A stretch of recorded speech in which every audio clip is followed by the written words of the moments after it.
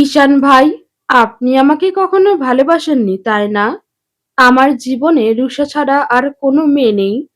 Sorry তিতির, তাহলে আমাদের বিয়েটা বাধ্য হয়ে এই জীবন আপনার নামে করে দিলাম। আর আপনি এত সহজে বলে দিলেন ভালোবাসা নেই, কিচ্ছু নেই। ডিভোর্স চাই আমার তিতির, মুক্তি দে আমাকে। আমি রুষাকে ছাড়া অন্য কাউকে বউ হিসেবে মানতে পারবো না। বিয়ের প্রথম রাতে বলেছেন ডিভোর্স চান। এতটা স্বার্থপর কিভাবে হতে পারলেন? আমার জীবনটা কেন নষ্ট করলেন? বিয়ের আগে একবার বলতে পারতেন অন্য কাউকে ভালোবাসেন, তাহলে আমি আজ এখানে থাকতাম না। ক্ষমা করিস আমাকে, আমি তোকে কখনো ভালোবাসতে পারবো না। বেশ, আপনাকে ভালোবেসে যখন কলঙ্কই লেগে গেল, তবে সেই কলঙ্কই মঞ্জুর। ভালোবাসা ভালো থাকুক, দেব আপনাকে মুক্তি। মা, বাবা আমার, কাল আসছিস তো তুই? হ্যাঁ মা, আমি কাল আসছি বাড়িতে। মা, বল বাবা, তোমাকে আমার কিছু কথা বলার আছে। কি বলবি বাবা বল। আমি যদি বলি আমি একজনকে ভালোবাসি, বিয়েটা কবে করতে চাস সেটা বল বাবা। এটার থেকে খুশির কথা আমার জীবনে আর হয় না। তুই শুধু বল। মা, মেয়েটা খুব ভালো জানো তো, খুব মিষ্টি, তোমার খুব পছন্দ হবে। ইনফ্যাক্ট সবার পছন্দ হবে দেখো। আমি কিচ্ছু জানতে চাই না বাবা, তুই যাকে ভালোবাসিস সেখানে আমার কোনো বাধা নেই, থাকবে না কখনো। তুই বৌমাকে যেদিন নিয়ে আসতে চাস নিয়ে আয়। মা, আমি কালকে ওকে নিয়ে আসবো। আয় বাবা আয়, আমি সবাইকে জানাচ্ছি, সব ব্যবস্থা করব। লাভ ইউ মা। চন্দ্রকাননে আজকে খুশির ধুম পড়ে গেছে যেন। বাড়ির বাচ্চা কাচ্চা থেকে শুরু করে বয়োজ্যেষ্ঠ সবাই হইচই দৌড়ের ওপর যেন। বাড়ির বড় ছেলে বাড়ি আসছে নতুন চাকরিতে জয়েনের পর। 3 বছর বাসায় একবারের জন্যও আসতে পারেনি। মা চাচিরা চাতক পাখির মতো অপেক্ষা করছে তাদের বাপটার ফিরে আসার। সেই বাপ তাদের ফিরছে, সাথে নাকি আবার হবু বউ নিয়ে। এ বাড়িতে আজকের ঈদ লাগবে, না তো কবে লাগবে। বাড়ির নাম চন্দ্রকানন। আরশেদ দেওয়ান সেই 1930-এ বাড়িটা করেন। গ্রাম থেকে এসে ছোটখাটো বিজনেস শুরু করে। অল্প সময়ের মধ্যে দারুণ উন্নতি করেন। ধীরে ধীরে তাদের মধ্যে টেক্সটাইল কোম্পানির বর্তমানে পুরো শহরের টপ কোম্পানির একটি। তিনি গত হয়েছেন আজ 17 বছর হলো। তার সহধর্মিণী চন্দ্রা দেওয়ান এখনো বেঁচে আছে। বয়স ৮৬। তার নামের সাথে মিল রেখেই বাড়িটার নাম চন্দ্রকানন। আরশাদ সাহেব এর ৩ ছেলে, ১ মেয়ে। তার বড় ছেলে রাইসুল দেওয়ান, মেজ ছেলে রাশেদ দেওয়ান আর ছোট ছেলে রাইয়ান দেওয়ান। আরশাদ দেওয়ানের একমাত্র মেয়ে তনয়া দেওয়ান আজ থেকে বছর ১৮ আগে রোড অ্যাক্সিডেন্টে স্বামী সমেত মারা যান। একমাত্র আদরের মেয়ের তার জামাই এর মৃত্যুর পর বৃদ্ধ শোক সামলাতে পারেননি। পরের বছরই হার্ট অ্যাটাকে মারা যান তিনি। সেই থেকে পারিবারিক ব্যবসা আরশাদ সাহেবের 2 ছেলে সামলাচ্ছে। রাইসুল দেওয়ান এর 2 সন্তান। রাইসুল দেওয়ান বড় ছেলে ঈশান আরশাদ এ বাড়ির সবার নয়নের মণি, বিশেষত মা চাচিদের।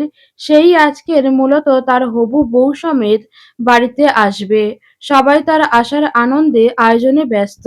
রাইসুল দেওয়ানের কন্যা নিশিতা সবে ভার্সিটি থেকে ফিরে এত আয়োজনে অবাক হয়ে গেল। মেজ চাচি রিক্তা দেওয়ানকে দেখে জিজ্ঞেস করলো, মেজমা, কি হচ্ছে বলো তো? ও মা, জানিস না? কি জানবো, তোর ভাবি আসছে। ভাবি কে? রিক্তা দেওয়ান বুঝতে পারে এ মেয়ে কিছুই জানে না। বড় যা রাহেলা দেওয়ানকে দেখে ডেকে বলে, আপা, নিশিকে জানাওনি? রাহেলা দেওয়ান কুশনের কাপড় নিয়ে সিঁড়ি দিয়ে নামছিলেন, না তাকিয়েই জবাব দিলেন, ঈশান তো অনেক রাতে জানিয়েছে। সকালে নিশিতেও ভোরে বেরিয়ে গেছে, ওকে জানানোর সময় পায়নি। নিশি স্তম্ভিত হয়ে তাকিয়ে আছে, বিষয়টা বুঝতে পেরে খুশিতে কথা বলতে পারছে না। মা, ভাইয়া বউ নিয়ে আসছে? হ্যাঁ রে, তোর হবু ভাবি নাকি পরীর মতো সুন্দর, মাশাআল্লাহ। নুরিরা জানে মা। মেয়ের মুখের দিকে তাকিয়ে হেসে জবাব দেয়, সবাই জানে তুই বাদে। ওরা দেখ ওপরে সব গোছগাছ করছে। নিশি আর ১ সেকেন্ড অপেক্ষা করে না। দৌড়াতে, দৌড়াতে ওপরে উঠে নুরির নাম ধরে ডাকতে, ডাকতে নুরি এ বাড়ির মেজকর্তার বড় মেয়ে। নিশির থেকে বছর ২ এর ছোট। অনার্স ফাইনাল ইয়ারে পড়াশোনা করে। ২ বোন বন্ধুই বলা যায়। ওপরে বাড়ির সব বাচ্চারা এসে ভিড় জমিয়েছে নুরির ঘরে। নুরির যমজ ভাই নয়ন, তাদের ছোট চাচার ২ মেয়ে, ছেলে সাবই। তারা তাদের ভাবিকে কিভাবে আমন্ত্রণ জানাবে সেই প্ল্যানে ব্যস্ত। নিশিকে দেখেই সবাই চিৎকার করে জানাতে লাগলো। নিশি এক প্রকার উঠে এসে জড়িয়ে ধরে বসলো নুরিকে। অবশেষে বাড়িতে একটা বিয়ে হবে। বল নুরি, তাও আবার ভাইয়ার, বিশ্বাস করতে পারছি না। নুরিও সাথে সাথে লাফিয়ে উঠল। বিশ্বাস করো আপু, বড়মা বলার পর থেকেই আমি তোর আসার অপেক্ষায় ছিলাম। ইস, তিতিরটা পরীক্ষা, ও মিস করবে সবটা। বাড়ির ছেলেমেয়েদের উচ্চ কণ্ঠের উচ্ছ্বাস ওপর থেকে ভেসে আসছে। বাড়ির গিন্নিরা শুনতে পেল সেই উচ্ছ্বাস। সত্যিই তো, এ বাড়িতে বহু বছর কোনো উৎসব সেভাবে পালন করা হয় না। বড় আপা মা কখন ফিরছেন বলতো? তার আদরের বড় নাতি নাতবউ নিয়ে আসবে, অথচ তারই হদিস নেই। ছোট জায়ের কথায় সাথে সাথে উঠে গিয়ে ফোন লাগালো কাউকে। মিনিট খানেক পর ফিরে এসে খবর দিলেন মেজকর্তা রাশেদ দেওয়ান আনতে গেছেন তাদের মাকে। মিনিট ১০ লাগবে বাড়িতে ঢুকতে। চন্দ্রা দেওয়ান মাসে একবার তাদের অনাথ আশ্রম, বৃদ্ধাশ্রমগুলোতে সময় কাটাতে কয়েকদিনের জন্য যান। সেখান থেকেই আসার কথা আজকের। মিনিট ১০ বাদে গাড়ির শব্দে গিন্নিরা এগিয়ে গেল রাস্তায়। শাশুড়িকে ধরে নিয়ে এসে বসালেন ড্রয়িং রুমে। মা, নাতি তো নাতবউ নিয়ে আসছে। ছেলের বউদের উচ্ছ্বাসে বোধহয় একটু বিরক্তই হলো। বৃদ্ধা কিছু বললেন না, একা লাঠিতে ভর দিয়ে উঠে দাঁড়ালেন। আমার ঘরে গরম পানি দিয়ে যাও বড়বউ, আর আমি একটু শুবো, কেউ ডাকবে না এখন। শাশুড়ি এতে গম্ভীর রূপ তারা দেখে অভ্যস্ত নন কখনো। কি হয়েছে বুঝতে পারলেন না কেউ। বাবা, আলো জ্বলে চালাও, ওই গালিটাকে পিছনে ফেলবা। ২.৫ বছরের মেয়ের আধো আধো কণ্ঠে বেশ খুশি হন হেলাল সাহেব। মেয়েটা মাশাআল্লাহ পরী তার। আল্লাহ তাকে একটা পরী দিয়েছে। পাশে সহধর্মিণী হাসি মুখে তার পরীটাকে কোলে করে বসে আছে। বাবা, জ্বলে বললাম তো। মেয়েটা তার চিৎকার করে আবদার করে, ঠোঁট উল্টায়। অভিমানে বাবা কেন তার সামনের গাড়িটাকে হারাতে পারছে না। হেলাল সাহেব তবুও জোরে চালালো না, বরং গাড়ি কিনারা ঘেঁষে চালাতে থাকেন। হঠাৎ হেলাল সামনে। স্ত্রীর কথা শেষ হয় না, বলার প্রয়োজনও ছিল না। হেলাল সাহেব নিজেও দেখেছেন। সবেগে একটা ট্রাক ধেয়ে আসছে তাদের দিকে। গাড়ির চালক নিশ্চিত নেশা করেছে। হেলাল সাহেব নিজের গাড়ির সরিয়ে আনতে পারে না। বিকট আওয়াজে ধমকে যায় আশপাশ। হেলাল সাহেবের চোখ বুজে আসছে, সামনে ১ হাত দূরে নিথর হয়ে পড়ে আছে তার প্রাণের সহধর্মিণী। ছুঁতে পারছেন হাতখানা, কোনো শব্দ করছেন না কেন। তার পরীটা, পরীটা কোথায়? আলতো হাতে মিনমিন করে ডাকে, ত ত তনয়া। বাকি আর কিছু বলতে পারেন না তিনি। চোখ বোঝেন হেলাল সাহেব। বা বা আ বিছানায় চমকে উঠে বসলো তিতির। ঘেমে নিয়ে একাকার মেয়েটা উঠে বসতেই আশপাশ তাকিয়ে বুঝতে পারল হোস্টেল রুমে আছে সে। আবার সেই দুঃস্বপ্নে ঘুম ভাঙল তার। চোখ মুখ মুছলো, বুঝলো ঘুমের মধ্যেও কাঁদছিল। বিছানা ছেড়ে উঠে চোখ মুখে পানি দিয়ে আয়নার সামনে দাঁড়ায়। চোখ মুখ ফুলে আছে। এই ২০ বছরের জীবনে এই একই স্বপ্ন সে বহুবার দেখেছে। সামনে খুব তীব্র আলো, সেখানে হারিয়ে যাচ্ছে তার বাবা মা। প্রতিবারই এই বাবা বলে চিৎকার করতে করতে ঘুম ভাঙে তার। তিতিরের চোখে পানি টলমল করতে থাকে। বাবা মার চেহারা তার মনে পড়ে না। ছবি দেখে যতটুকু মনে গেঁথেছে আর কি। চোখ মুছে পড়ার টেবিলে বসে। বাড়ির জন্য মন খারাপ করছে। বাড়িতে নাকি কিসের অনুষ্ঠান।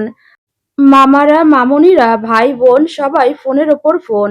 সেও তো যেতে চায়, কিন্তু পরীক্ষাটা এমন সময়ে কিছুতেই বাড়ি যেতে পারছে না সে। বই খুলে পড়ায় মন দেওয়ার চেষ্টা করে, না বসছে না। বই বন্ধ করে হোস্টেলের ছাদে চলে আসে। আজ মনটা দারুণ খারাপ থাকবে সারাদিন। মিনুটাও বাসায় গেছে ছুটিতে। ও থাকলে তাও এত খারাপ লাগতেই দিত না। আলতো হাতে চুলগুলো খোঁপা করে নেয়।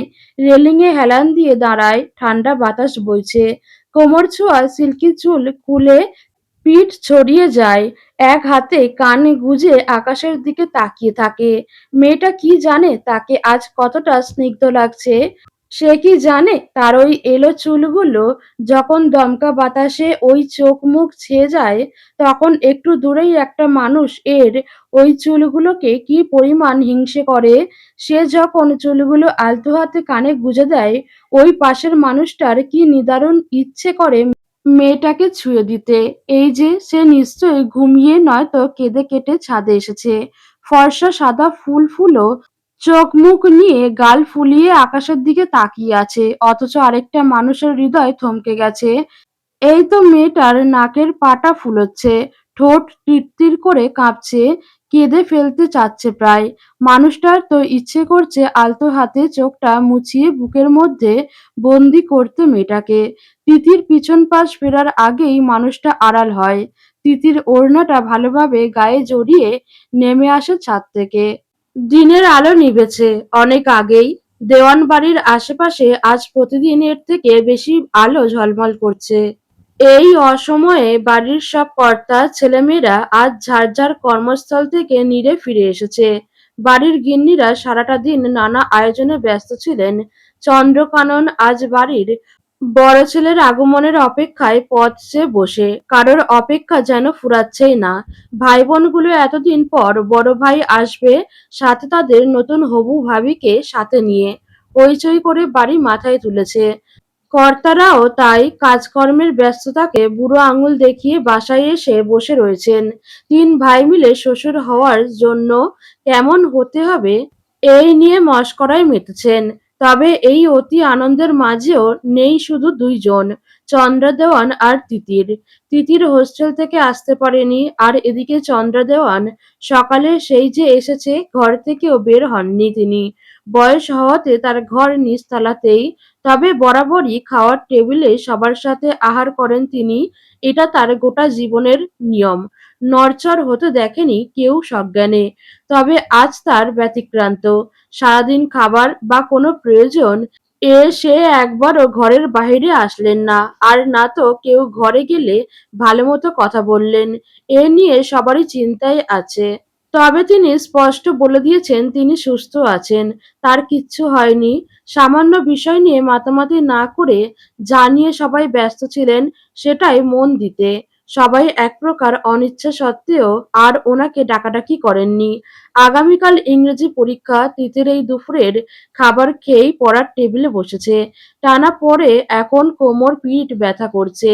টেবিল ছেড়ে উঠে ফোন চার্জ থেকে খুলে চালু করে। বাড়ি থেকে অসংখ্য কল, তিন মামা, বড় মামুনি, নিশি আপু, নুরি আপু, তাছাড়া নানু আপুর ফোন তো আছেই। এক এক করে সবার সাথে কথা বলা শেষ করে সর্বশেষ ডায়াল করলেন চন্দ্রা দেওয়ান এর নাম্বারে।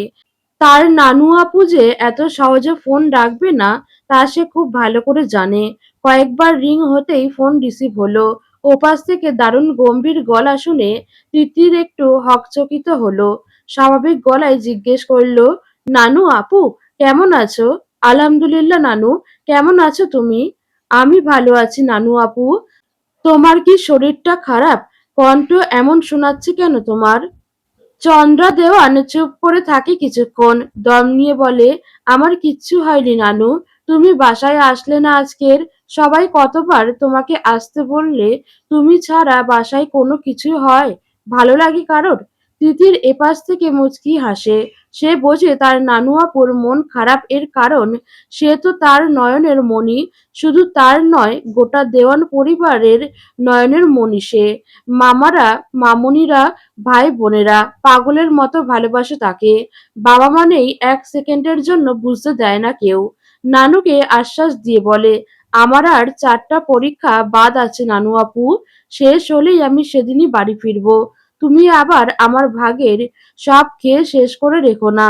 দাঁত নেই একটাও, তাও তো আমার ভাগের জিনিস তোমার চাই চাই। চন্দ্রা দেওয়ান অন্য সময় হলে নিজেও নাতনির সাথে ঠাট্টা মশকরার মজলিস জমিয়ে ফেলতেন। আজ তা করলেন না, বরং শান্ত গলায় বললেন, তাড়াতাড়ি ফিরো নানু, তোমাকে খুব দেখতে ইচ্ছে করছে। তিতিরের মন খারাপ হয়ে যায়। নানুর গলা আজ দারুণ অসহায় শোনাচ্ছে। ফোন রেখে বারান্দায় এসে দাঁড়ায়। আকাশে তারা ঝলমল করছে। ইয়া বড় একটা চাঁদ দেখা যাচ্ছে। আজ কি পূর্ণিমা? হবে হয়তো। রুষা, কোথায় তুমি? আজ সকালে বেরোবার কথা ছিল, এখন সন্ধ্যা ৭টা। আমি এত কাহিনী পছন্দ করি না। বাসায় না জানালে আমি এত কিছু মোটেও টলারেট করতাম না। ফোনের ওপাশ থেকে জবাব আসে না। রুষা চুপ করে আছে। মেয়েটার এই এক সমস্যা। ধমক দিলে এমন চুপ করে থাকে, ঈশান বিরক্ত হয়। Are you there Rusha? চুপ করে আছো কেন? ঈশান, আমি যেতে পারবো না। মা বাড়ি থেকে কল করেছিলেন, বাবার শরীরটা ভালো না। আমাকে বাড়িতে রওনা দিতে হবে। ভাইয়া নিতে আসছে তোমাকে। বলার সাহস পাচ্ছিলাম না। What nonsense! সাহস পাচ্ছিলেন না মানে কি রুষা? এই তো তুমি রেগে যাচ্ছ। এটার জন্যই। ঈশান এবার সত্যিই রেগে যায়। উহ, আমি আমার সাথে না যাওয়ার জন্য রাগ করছি না আমি। আমাকে ভরসা করে সমস্যাটার কথা না বলার জন্য রাগ করছি। তোমার ভাইকে আসতে হতো না। আমি তোমাকে বাড়ি পৌঁছে দিতাম। It's okay. সাবধানে যেও। ঈশান ফোন ছুঁড়ে দেয় বিছানার দিকে। মেজাজ খারাপ হচ্ছে তার। বাড়িতে সবাই আশা করে বসে আছে। সবার মনটা খারাপ হবে এসব কারণেই। সে এসব সম্পর্কে বিয়ে শাদী অপছন্দ করত সে। রুষার সাথে সম্পর্কটা টক্সিক একটা সম্পর্ক। দোষ তার নাকি মেয়েটার বুঝে উঠতে পারে না। যদিও বারবারই সে দোষ নিজেকেই দেয়। সম্পর্কে জড়ানোটা তার সিদ্ধান্ত একদম ছিল না। বলা যায় রুষার পাগলামির জন্য সম্পর্কে জড়ানো। বরাবরই নিজের গুড লুক, আলফা ক্যারেক্টার এর জন্য কলেজ ভার্সিটির সব মেয়ের হার্ট থ্রব ছিল ঈশান আরশাদ দেওয়ান। রুষা মেয়েটাও তার ব্যাচমেট। সুন্দরী, বুদ্ধিমতী, মেধাবী একটা মেয়ে। রুষা সে একই স্টাডি গ্রুপে ছিল। রুষাই প্রথম দিন থেকে পাগল ছিল ঈশানের জন্য, আর বাকি ৫টা মেয়ের মতোই। তবে মেয়েটা যথেষ্ট ভদ্র, মার্জিত হওয়া বলা বাহুল্য। তার প্রতি ঈশানের একটা সফট কর্নার ছিল। তবে সম্পর্ক, ভালোবাসা এসব তার কখনো মনে আসেনি বোধহয়। তবে রুষাকে একটা বাজে পরিস্থিতি থেকে বাঁচাতে তাদের সম্পর্কের একটা নাম দেওয়া। ভেবেছিল ঝামেলা শেষ হলে রুষাও বুঝে যাবে ঈশানের মনে ভালোবাসা নেই, বা শুধু পরিস্থিতিতে পড়েই কাপল হওয়া। তখন ঠিক হয়ে যাবে সবটা। তবে সেটা হয়নি আর। রুষাই ছাড়েনি তাকে কখনো। একটা সময় পর ভালোবাসা তৈরি হয়ে গেছে বোধহয়, নাকি হয়নি সে আজও বুঝে ওঠে না। তবে আর ১০টা সম্পর্কের মতো বোধহয় কখনো ফিল করেনি ঈশান। সুযোগ পায়নি হয়তো, নাকি সুযোগ নিজেই দেয়নি, সে সেটা জানে না। সম্পর্কটা ধরেও রেখেছে বোধহয় রুষাই। সে ছিল কিনা এ সম্পর্কে, আর বাকি প্রেমিকদের মতো আজও হাতড়ে খুঁজে পায় না উত্তর। অনেকবার ভেবেছে ইতি ঘটাবে সম্পর্কের, কিন্তু স্পষ্টই বুঝতে পারত রুষা তাকে পাগলের মতো ভালোবাসে। আর হুট করে হাট করা ঈশানের ক্যারেক্টারের সাথে যায় না কখনো। তবে সে ছেড়ে গেলেও বোধহয় চিট করছে কথাটা ঠিক খাটতো না তাদের মধ্যে। সারা রাত জেগে ফোনে রোমান্টিক কথা বলা, কাজ কামাই করে ডেটে যাওয়া, আগামী শত বছরের সাংসারিক পরিকল্পনা করা, বাচ্চা কাচ্চার নাম ঠিক করা, শাড়ি পাঞ্জাবি পরে কাপল হয়ে হেঁটে বেড়ানো কাপলদের এসব কাহিনী কখনো হতো না তাদের মধ্যে। তবে রুষাই সম্পর্কের একটা নাম ঠিক করে থেকে গেছিল তার সাথে এই অবধি। তাছাড়া মেয়েটা সত্যি বলতে ভালো। বর্তমানে বিয়ের চাপ ও রুষারই দেওয়া। চাপ না ঠিক, হয়তো অনুরোধ, আবদার, মেয়েটার ভালোবাসার আবদার। এটা নিয়েও ভেবে ভেবে মাথার চুল সাদা করার দশা ঈশানের। হুট করে বিয়ের চাপ দিচ্ছিল রুষা। যতই সে বাহানা দিক, যেভাবেই হোক একটা নাম দেওয়া ছিল এই সম্পর্কের। তার কিছু না যেতে আসতে পারে। এত কিছুর পর পার্মানেন্ট নাম না দিলে নিশ্চয়ই রুষাকে অসম্মানিত করা হবে। তাছাড়া পরিবার থেকে বিয়ের চাপ, মা দিদার নিত্যদিনের। নিজের বিবেকও বলছিল ৪ বছর মেয়েটা কোনো এক্সপেকটেশন না রেখে থেকে গেছে। হালাল একটা সম্পর্কে বাঁধলে ক্ষতি নেই তো। আর তাছাড়া মেয়েটা চলে গেলে এখন ঈশানও বোধহয় কষ্ট পাবে। পাবে কি? দেবদাস হওয়া তার সাথে যাবে না। তবে ইগো যেমন হার্ট হবে, কোথাও না কোথাও ব্যথা একটু হবে হয়তো। ঈশান গা এলিয়ে দেয় সোফায়। ফোন হাতে নেয়, বাড়িতে জানানো দরকার। আজ রাতে আর রওনা দিতে ইচ্ছে হচ্ছে না। এতদূর ড্রাইভ করতে ক্লান্ত লাগছে। পর মুহূর্তেই কিছু একটা ভেবে উঠে বসে। সব প্যাকিং করাই ছিল, গাড়ির চাবি নিয়ে বেরিয়ে পড়ে। বাড়ির সবার মজা নষ্ট করার মানেই হয় না অপেক্ষার একটা মূল্য আছে। তিতির অনেকক্ষণ হলো হেঁটে হেঁটে পায়চারি করছিল। সমস্যাটা হলো তার রুমে কয়েল শেষ হয়ে গেছে। প্রচুর মশা, সে মশারি টাঙিয়ে ঘুমাতে পারে না। এদিকে রুমে কয়েল শেষ। এই মুহূর্তে তার মোটেই বাইরে যেতে মন চাচ্ছে না। একা একা, কিন্তু পরিস্থিতি দেখে বুঝলো রাতে ঘুমের দফারফা হবে। এখন আলসেমি ভেঙে না বের হলে আলনা থেকে ওড়নাটা মাথায় পেঁচিয়ে ফোন আর টাকা হাতে বের হয় সে। রাস্তার কিনারা ধরে হাঁটা শুরু করে। দোকান এখান থেকে ১০ মিনিটের পথ। গুনগুন করে গান গাইতে গাইতে হেঁটে যাচ্ছে তিতির। হঠাৎ পিছন থেকে একটা ডাকে পা থামল তার। খুব পরিচিত কণ্ঠস্বর, চমকে পিছন ফিরল। রাহাত ভাইয়া। মানুষটা হাসিমুখে এগিয়ে এলো। সাদা টি-শার্ট, প্যান্টের পকেটে হাত গুজে তিতিরের পাশে এসে দাঁড়িয়ে বলল, চলো হাঁটতে হাঁটতে কথা বলি। সামনের দোকানেই যাচ্ছিলে তো? তিতির মাথা নাড়ে। হাঁটতে থাকে দুজন। রাহাতই আগে প্রশ্ন করে, পরীক্ষা কেমন দিচ্ছ? তিতির এক হাতে মাথার ওড়নাটা আরেকটু টেনে আনে। নরম গলায় বলে, জি ভালো ভাইয়া। কাল তো ইংরেজি পরীক্ষা, না? তিতির মাথা নেড়ে হ্যাঁ জানায়। বাকি রাস্তা কেউ আর কোনো কথা বলে না। রাহাত আর চোখে তাকায় তিতিরের দিকে। রাস্তার নিয়ন আলো আছড়ে পড়ছে মেয়েটার মুখে। কি দারুণ দেখাচ্ছে। দোকান থেকে কয়েল কিনে তিতির রাহাতের দিকে তাকায়। জিজ্ঞেস করে, আপনি এখন ফিরবেন? হ্যাঁ চলো। রাহাত তিতিরের সাথেই আবার ফিরতে থাকে। সে খানিকটা অবাকই হয়। রাহাতও তো নিশ্চয়ই কিছু কিনতেই এসেছিল। কই কিনল না তো? কিন্তু জিজ্ঞেস করাও হয়ে ওঠে না। রাহাত তার ৮ থেকে ৯ বছরের বড়। তার ভার্সিটিরও সিনিয়র ছিল। বর্তমানে তার হোস্টেলের পাশের ফ্ল্যাটে ভাড়া থাকেন নিজের মা আর ছোট বোনকে নিয়ে। রাহাত তাদের হোস্টেলের ১ তলা থেকে ১৩ তলা অবধি মোটামুটি সব মেয়েদের ক্রাশ। রাহাতের অবশ্য তা নিয়ে মাথা ব্যথা মোটেও নেই। কখনো কোনো মেয়েকে পাত্তা দিতেও কেউ দেখেনি। তবে তিতির বেশ অবাক হয় যখন হরহামেশাই রাহাত ভাই তার খোঁজখবর রাখে। এই যেমন আজ রাতের বিষয়টা, তিতির হালকা হলেও বুঝতে পেরেছে রাহাত ভাই হয়তো তার জন্যই বেরিয়েছে। আবার কাকতালীয়ও হতে পারে বৈকি। তার প্রতি রাহাত ভাইয়ের আলাদা কিছু অবশ্য হোস্টেলের বাকি মেয়েদেরও নজর এড়াল না। তিতির অবশ্য এত গভীর এ কখনো ভাবেনি। ভাবার ইচ্ছে হয়নি আর কি। কেন হয়নি এটাও জানে না সে। মিনুটা দিনের মধ্যে সবার ঘ্যানঘ্যান করে এটা নিয়ে। সে নিজেও ভাবতে চেয়েছে হয়তো। তিতির হোস্টেলের সামনে চলে এসেছে ইতিমধ্যেই। ভাইয়া আসি তাহলে। রাহাত মাথা নাড়ে। যাও, বেশি রাত জাগার দরকার আর একা একা মাঝরাতে ছাদে ওঠার দরকার নেই। তিতির চমকে তাকায়, আপনি জানলেন কি করে? রাহাত উত্তর দেয় না, হালকা হেসে পকেটে ২ হাত রেখে হাঁটা দেয় তার ফ্ল্যাটের দিকে। রাত্রির ১:১২। দেওয়ান বাড়ির আলো আজ এখনো নেভেনি। ছোটরা ক্লান্ত হয়ে এদিক ওদিক শুয়ে পড়েছে নিশির রুমে। শুধু নিশি, নুরি আর নয়ন জেগে আছে এখনো। ওদিকে বাড়ির বড়রা সকলেই অপেক্ষা করে আছেন ঈশানের ফেরার। ঈশান সন্ধ্যা রাতে কল করে জানিয়েছে একটা কাজে আটকে গেছিল। এর কারণেই রওনা দিতে দেরি হয়েছে। এও বলেছে বাড়ির সবাই যেন ঘুমিয়ে পড়ে। আসতে বেশ রাত হবে। কষ্ট করে এত রাত জাগার দরকার নেই। বাড়ির কেউ সেটা শুনলে তবে তো বাড়ির বড় ছেলের বউ আসবে। আর এতটুকু অপেক্ষা তারা করবে না, এটা হয় নাকি? টেলিভিশনের সাউন্ড একটু কমিয়ে রাইসুল সাহেব স্ত্রীর ডেকে তাকালেন। তার স্ত্রী রাহেলা দেওয়ান তখন পাশের সোফায় বসেছিলেন। গিন্নি শুনছো? ঈশানকে একটা ফোন করো, কতদূর আসলো ওরা জিজ্ঞেস করো। আর আমাকে ১ কাপ চা দাও। রাহেলা ওঠার আগেই বাড়ির ছোট বউ রিনা উঠে এগিয়ে এলো রান্নাঘরের দিকে। আপা ভাইজানকে আমি চা দিচ্ছি, তুমি বড় আব্বাকে কল দাও। ফোন কেটে সোফায় স্বামীর পাশে বসলেন রাহেলা। রাইসুল সাহেব চায়ের কাপ টেবিলে নামিয়ে স্ত্রীর দিকে তাকালেন। ঈশান বলল, আরো ০.৫ ঘন্টা লাগবে। আমরা যেন শুয়ে পড়ি সবাই। বৌমা নাকি আসছে না ওর সাথে।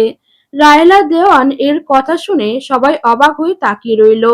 রাইয়ান সাহেব বললেন, আসছে না মানে? ও যে বলল বৌমাকে নিয়ে আসবে। রাহেলা দেওয়ান সবার মুখ পরখ করলেন একবার, তারপর ধীর গলায় রুষার না আসার কারণ সবাইকে জানালেন। না না, ঠিকই আছে, ঠিকই আছে। তাই তো, আসতো তাহলে বৌমা আসতে পারবে না? কিভাবেই বা আসতো? না না, বাবার কাছে গিয়েই ভালো করেছে। আমাদের সাথে তো ইনশাআল্লাহ ধীরে সুস্থেও দেখা করা যাবে, কিন্তু ঈশানের তো উচিত ছিল মেয়েটাকে পৌঁছে দিয়ে আসা। একটু বৌমার বাবার খোঁজ নিয়ে আসো। কি যে হবে ছেলেটার। রাইসুল সাহেব কথাটা বলতে বলতে উঠে দাঁড়ালেন। আবার সবার দিকে একবার তাকিয়ে বললেন, শুয়ে পড়ো তোমরা, ঈশান ফিরতে ফিরতে আরো রাত হয়ে যাবে।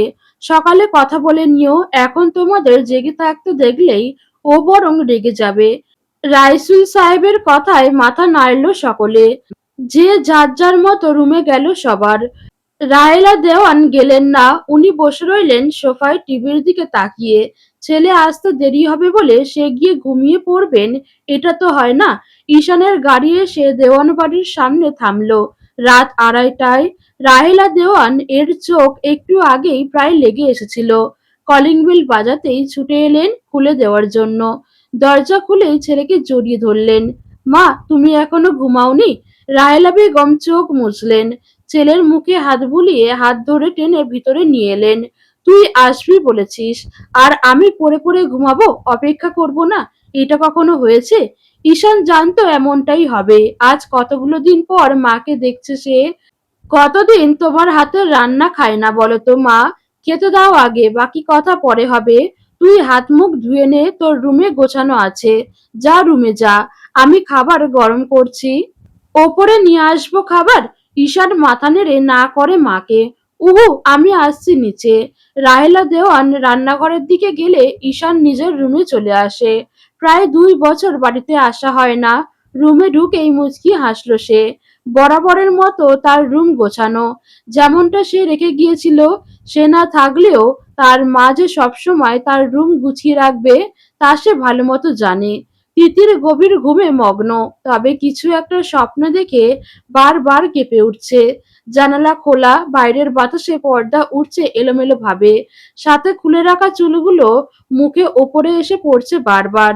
হঠাৎ ঘুম ভেঙে গেল তার। চোখ পিটপিট করে তাকালো। ঘেমে গেছে, বাজে স্বপ্ন দেখছিল। বরাবরের মতো হাত বাড়িয়ে ফোন হাতে নিয়ে সময় দেখলো। রাত 3টা বাজে। রাতে প্রায় রোজ ঠিক এই সময়টাতেই বাজে স্বপ্ন দেখে। বিচ্ছিরি অবস্থা হয় তার। অথচ আজ সেরকম হওয়ার আগেই ঘুম ভেঙে গেল। উঠে বিছানায় বসলো সে। কারণটা টের পেল। কারোর খালি গলায় গানের আওয়াজ ভেসে আসছে। খুব কাছ থেকে এই শব্দ কানে যাওয়াতেই অবচেতন মনে ঘুম ভেঙে গিয়েছে। যেই গাক, তার প্রতি দারুণ কৃতজ্ঞতা বোধ করল তিতির। রোজ রাতে এমন সময় গাইলে মন্দ হয় না নেহাত। বারান্দার দিকে উঠে আসলো, শব্দ পাশের কোনো ফ্ল্যাট থেকে আসছে। খোলা চুলেই পর্দা ঠেলে বারান্দায় এসে তাকালো আশেপাশে। কোথাও কাউকে দেখা গেল না এখন। গানটাও থেমে গেছে এতক্ষণে। বাতাসের ঝাপটায় চোখ মুখ কুঁচকে আসছে তার। দীর্ঘশ্বাস ফেলে আকাশের দিকে তাকালো সে। খোদার কাছে অভিযোগ জানানোর মতো কিছু নেই তার। বাবা মাকে কেড়ে নিলেও সে অভাব তসর মামা মামি পরিবার কখনো বুঝতে দেয়নি। তবুও মাঝে মধ্যে দারুণ অভিযোগ করতে ইচ্ছে হয়। কেন এই যেমন এখন ইচ্ছে হচ্ছে। গিটার বিছানার ওপর রেখে বারান্দার দরজায় হেলান দিয়ে দাঁড়িয়ে রইল রাহাত। তার রুম অন্ধকার, আশপাশ ও অন্ধকার, তবে চাঁদের আলোয় পাশের 2 হাত দূরে বারান্দায় দাঁড়ানো মেয়েটাকে দারুণ মায়াবী লাগছে। মিনুর কাছে সেদিনই শুনেছে রাতে তিতিরের রোজ রোজ দুঃস্বপ্ন দেখার কথা। আকাশ পাতাল ভেবেছে এ থেকে মেয়েটাকে শান্তি দেওয়া যায় কিভাবে। একবার তো ইচ্ছে হচ্ছিল সব জড়তা কাটিয়ে মেয়েটাকে ঘরের বউ করে আজই নিয়ে আসতে। বুকের মধ্যে চেপে ঘুম পাড়াবে। এ জীবনে কোনো দুঃস্বপ্ন আর মেয়েটাকে স্পর্শ করতে পারবে না। কিন্তু এখনই তো সেটা সম্ভব নয়। গান গাওয়ার প্ল্যান কাজ করবে কিনা জানতো না সে, তবে মনে হলো আরো কাজ করলো। রাহাত মুচকি হাসলো। সামনের মেয়েটাকে হাত বাড়িয়ে ছুতে ইচ্ছে হচ্ছে খুব। বিড়বিড় করে বলল, নিয়ে আসবো পরি তোমাকে খুব তাড়াতাড়ি আমার কাছে। সকাল 11টা। ঈশানের সবে ঘুম ভাঙলো। এত রাতে ঘুমানোর কারণে সকালে কেউ ডাকেনি তাকে। উদাম শরীর নিয়ে নেমে আসলো বিছানা থেকে। ফ্রেশ হয়ে বের হতেই দেখলো মা এসে বিছানা গোছাচ্ছে। মা, আমিই গোছাতাম। রাহেলা দেওয়ান হাসলো। আর কয়টা দিনই তো করব, তারপর আমার বৌমা আসলে সেই তো সব করবে নাকি? ঈশান পিছন থেকে মাকে জড়িয়ে ধরে। আচ্ছা মা, তোমার কাছে ভালোবাসা কি বলো তো? এ আবার কি কথা? ভালোবাসিস অথচ জানিস না ভালোবাসা কি? না, বলো তুমি। তোর কি মনে হয়? কি জানি, কখনো রিয়েলাইজ করিনি। সে কি? ঈশান জানে না সে মাকে কথাটা কেন জিজ্ঞেস করলো। পর মুহূর্তেই কথা ঘুরিয়ে বলল, চলো নিচে চলো, সবার সাথে দেখা করব। তোর দিদার সাথে আগে দেখা কর। কাল থেকে বোধহয় শরীরটা খারাপ। রুম থেকে একবারও বের হয়নি। ঈশান ভ্রু কুঁচকে তাকালো। দিদার শরীর খারাপ, আমি যাচ্ছি, দেখা করে আসি। আর মা, ব্যাগে সবার জন্য গিফট আছে, তুমি একটু দিয়ে দিও। ঈশান গায়ে টি শার্ট জড়িয়ে নেমে আসে নিচতলায়। এসেই আগে দিদার ঘরে ঢোকে। চন্দ্রা দেওয়ান বিছানায় হেলান দিয়ে বসে কিছু একটা পড়ছিলেন। ঈশান ঘরে ঢুকতেই মাথা তুলে তাকালেন তিনি। হালকা স্বরে বললেন, এসো। ঈশান খানিকটা অবাক হলো। এমনটা কখনো হয়নি এর আগে যে তার দিদা তাকে দেখে এতটা নিশ্চুপ থেকে। সে উনার বড্ড আদরের।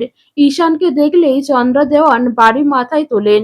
ছোট্ট মানুষের মতো দৌড়ে এসে জড়িয়ে ধরতে চান যেন। তাছাড়া দাদুভাই ছাড়া তিনি ঈশানকে এর আগে কখনো ডেকেছে বলে ওর তো মনে পড়ে না। ঈশান এগিয়ে গিয়ে দিদার পাশে চেয়ার টেনে বসলো। হাতখানা নিজের হাতের মধ্যে নিয়ে জিজ্ঞেস করলো, দিদা, কেমন আছো তুমি? চন্দ্রা দেওয়ান এবার অনেকটা নির্বিকার, তবে হালকা হাসির রেশ বোধহয় আনতে চাইলো জোর করে নিজের মুখে। ভালো আছি আমি। তোমার শরীর ভালো? হ্যাঁ, তুমি একবারও নাকি নিচে নামোনি কাল থেকে? শরীর কি খারাপ লাগছে? লাগলেও বা কি? ঈশান বোঝে দিদার কিছুতে অভিমান হয়েছে। ধীর গলায় শুধোয়, কিছু হয়েছে দিদা, আমাকে বলো। তোমাকে কি বলবো দাদু ভাই? এ 2 বছরে একটা বার এসেছো তুমি আমার সাথে দেখা করতে? দিদা, তুমি জানো আমি কত ঝামেলায় ছিলাম, কিভাবে আসতাম? চন্দ্রা দেওয়ান এবারও হাসলেন। থাক দাদু ভাই, এসব অজুহাত দেখিও না আমাকে তুমি। সবার সাথে দেখা করেছো? যাও দেখা করো। কাল সবাই অনেক রাত অবধি অপেক্ষা করেছে তোমার জন্য। আমাকে নিয়েও ভেবো না। আমি ঠিক আছি, এত জলদি আমার কিছু হবে না। অনেক দায়িত্ব পালন বাদ আছে আমার এখনো। ঈশান কিছু বলতে যাবে, আবার চন্দ্রা দেওয়ান তাকে চলে যাওয়ার তাড়া দিলেন। ঈশান উঠে চলে এলো। দিদার এমন রূপ এর আগে সে কখনো দেখেনি। বড্ড ভালোবাসে সে তার দিদাকে। এমন ব্যবহারের কারণে সে বুঝলো না। বের হতেই রাহিয়ান দেওয়ান এর 3 ছেলেমেয়ে কোথা থেকে এসে ঝাপটে ধরলো একসাথে। ঈশান সব থেকে ছোট্ট ভাইকে কোলে তুলে নিল। আমার চ্যাম্প কেমন আছে? রাহিয়ান সাহেবের সবচেয়ে ছোট্ট ছেলে রাফি, 8 বছর বয়স। বাড়ির সব থেকে ছোট্ট সদস্য। ঈশানের দারুণ ভক্ত। ভালো আছি ভাইয়া, অনেক মিস করেছি তোমাকে আমরা জানো। আমি মিস করেছি আমার ভাইটাকে। আর আমাকে। পাশ থেকে রাহিয়ান সাহেবের বড় 2 মেয়ে গাল ফুলিয়ে বলে উঠল। রোশনি আর রিশা দুজন যমজ, ক্লাস 5-এ পড়ে। ঈশান হেসে আরেক হাসে জড়িয়ে নিল ছোট 2 বোনকে। খুব মিস করেছি তো। ও, আমরা বুঝি ফেলনা? ঈশান নিজের বোনের গলা পেয়ে পিছন ফিরল। নিশি আর নুরি কোমরে হাত দিয়ে অভিমানী মুখ করে তাকিয়ে আছে। ঈশান এবার শব্দ করে হেসে ফেলল। আয় বুড়ি, আমরা 2 বুড়িকেও আমি খুব মিস করেছি। রাফিকে কোল থেকে নামিয়ে 2 হাতে নুরি আর নিশিকে জড়িয়ে ধরল ঈশান। নয়ন কোথায়? ওকে দেখছি না। সবটা তো অভিযোগ জানালি, ভুলে গেছি ওটা কোথায়? নয়ন ভাইয়ার আজ এক্সাম আছে, ফিরতে বিকেল হবে তো। একে একে বাড়ির সবাই চলে এলো ড্রয়িং রুমে। চাচিরা এক একজন যেন হারানো ছেলে ফিরে পেয়েছে। কেঁদে কেটে অস্থির। ঈশান তখন থেকে মানাচ্ছে সবাইকে। বাবা চাচাদের সাথে বলে চাকরি, বিজনেস সবকিছু নিয়ে আলাপ করছে ঈশান। রাহেলা, তিতির মাকে একবার ফোন করো তো, ওর পরীক্ষা কেমন হলো শোনো। স্বামীর কথায় তাড়াহুড়ো করে সময় দেখলেন রাহেলা দেওয়ান। ইস, দেখো তো কাণ্ড, আমি ফোন হাতে করে সময় দেখছি বারবার। ওর পরীক্ষা কখন শেষ হবে, এই তোমাদের বিজনেসের আলাপে আমি সব ভুলে গেছি। রায়লা দেওয়ান ব্যস্ত হয়ে তিতিরকে ফোন করে। দুবার রিং হতেই ফোন তোলে তিতির। বড় মামুনি যে এখন কল করবে সেটা সে খুব ভালো করেই জানতো। হ্যালো বড় মামুনি। মারে, পরীক্ষা কেমন হলো তোর? ভালো বড় মামুনি, আলহামদুলিল্লাহ। খেয়েছিস দুপুরে? না, খাবো একটু পর। এখনো খাসনি মানে? খাবো বললাম তো। শোনো না বড় মা, আমি পরশু আসছি বাসায়। এক্সাম শেষ কালকেই আমার। আয় মা আয়, কতদিন দেখি না তোকে। বড় মা, গত মাসেই তো ঘুরে এসেছি আমি বাড়ি থেকে। মায়ের কাছে সন্তানকে না দেখে একদিন কাটে না। মেয়ে আমাকে 1 মাসের হিসেব বোঝাচ্ছে। তিতির হেসে ওঠে। সে খুব ভালো করে জানে তার মামিরা তাকে কি পরিমাণ ভালোবাসে। ঠিক আছে, আমারই ভুল, আমি আসছি পরশু কিন্তু। এসে যেন বিরিয়ানি পায়। রাহেলা হাসে। সব হবে মা, তুই খালি বাড়ি আয় মা। শুনছো তিতির, পরশু দিন আসছে। রাহেলার কথায় সবার মুখেই হাসি দেখা দিল। রাফি, রোশনি, রিশা লাফাতে লাগলো খুশিতে। তিতির ফোন রেখে বিছানায় গা এলিয়ে দিল। 3 দিন পর বাবা মায়ের মৃত্যুবার্ষিকী। ভাগ্যিস পরীক্ষা কাল শেষ হচ্ছে।